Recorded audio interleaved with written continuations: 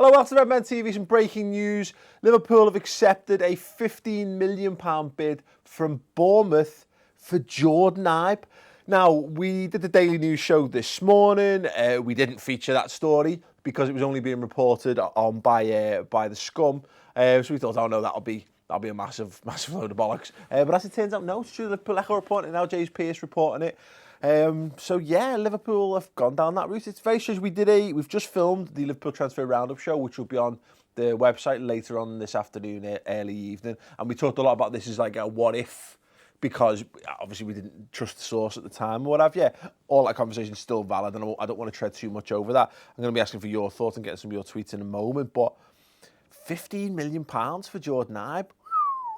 Basically, just to give a quick gist of what I was saying on that show is that, for me personally, £15 million is just too much money to turn down for a player like that, considering that you'd probably argue that he'd fallen below Shea Ojo in the pecking order toward the back end of last season. You could argue that, or at the very least, you could say they were they were almost neck and neck for who's going to be preferred if you had one young winger on the bench.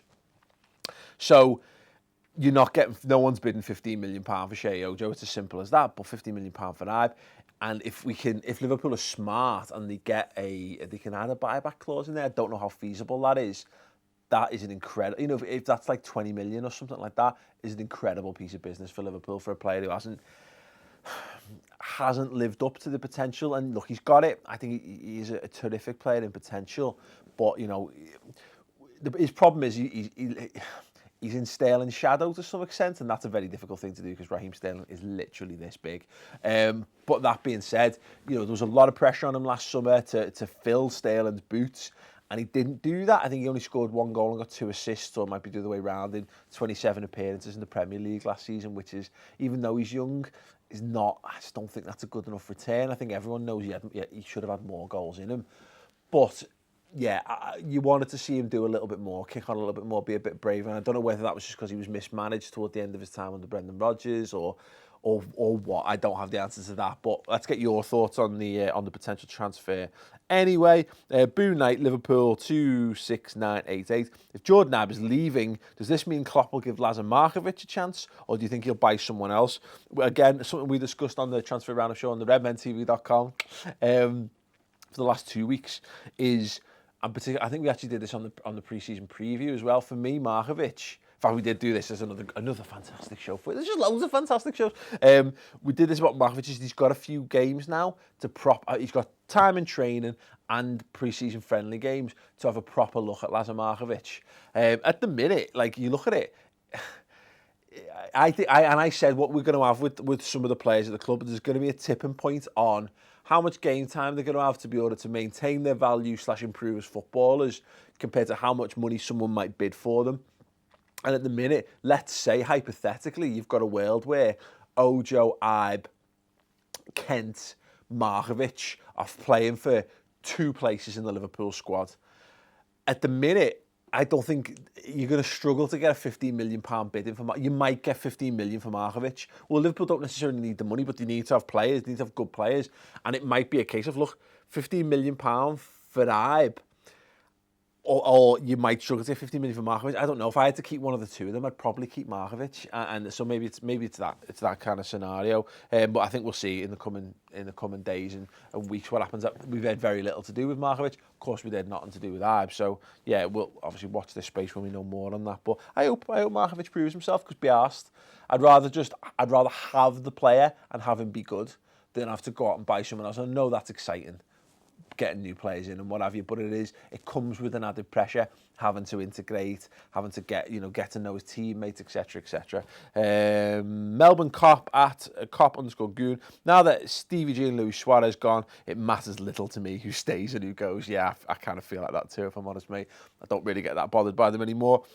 Fernando Torres broke my heart, and it's never been the same since. Regan Whittaker hasn't lived up to the hype as of late. I think it's a good deal, and it cleans the way for Ojo to make his mark. Yeah, definitely. Joseph_Ellis9, too much money to turn down, in my opinion. Will be a little disappointed to see him go, but feel it's good for both parties. Connor is the Irish Red 2005. Never really kicked on, did he? 15 million is good money for him. Also means Ojo will be close to the first team, which I'm happy with. Jazani, too early to let go, can still develop for us. That is a big fee, and that's why I really hope there is a buyback involved in this. Common Pasta, great, ruthless business, all for it.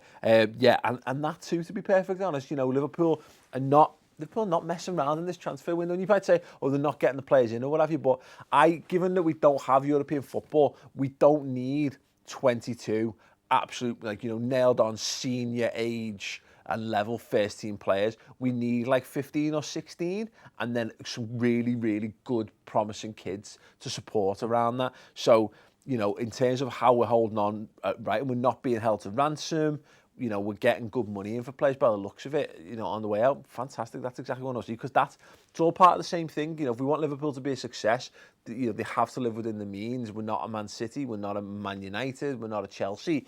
And good for that ultimately. You know, I want to see Liverpool run sensibly. I want to see Liverpool have money in the bank for when they need it, and buying players, playing them for a few seasons and then not losing money on them is how you make a successful football club, and Liverpool seems to be doing a good job of that so far this summer. Tony Del Monte, the gaming keeper, as long as it has a buyback clause and it's all good, exactly. And Maximus Powerus at Jason Matt J. He fell off the wayside last season. Don't think Klopp rates him. Markovic to stay? Or another winger of Klopp's choice in? Yeah, either or, mate. Either or, like I say, I prefer Markovic to stay and be good and fulfil his potential, because I like him. He's a decent lad, and when he's on it, he's a tremendous footballer as well, and he's got bags of pace. But if it does mean we can go out and buy someone like a Lacazette or a Julian Draxler, then by all means, go and do that instead. And if you want to hear more talk about those kind of players and all of Liverpool's transfer news in depth and detail this evening, Liverpool Transfer Roundup Show, 45-ish minutes on the redmentv.com. It's completely free for a month. It's a belter. Go and watch it and have all of your Liverpool transfer needs filled up like having a big meal of transfers. Cheers.